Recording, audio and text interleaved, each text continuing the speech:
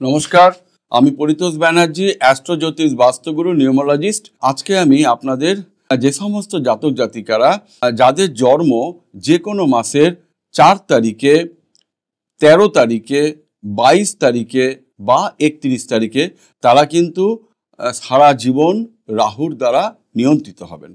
এবারে রাহু মহারাজ কি করেন? রাহু মহারাজের কিছু পজিটিভ দিক আছে, কিছু নেগেটিভ দিক আছে।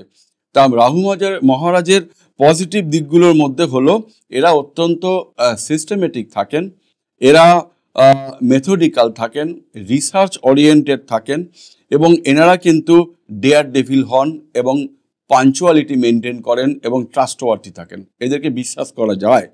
আর এদের নেগেটিভ পয়েন্ট কোনটা? এদের নেগেটিভ পয়েন্ট হচ্ছে এরা কিন্তু আনঅর্গানাইজড এবং অনেক ক্ষেত্রে তারা ডার্টি এরিয়াতে থাকতে পছন্দ করেন। এদের টেম্পারমেন্ট অত্যন্ত হাই হয় এবং স্কিন রিলেটেড প্রবলেম অর্থাৎ চর্মরোগ কিন্তু এদের হয়। ধন্যবাদ, নমস্কার।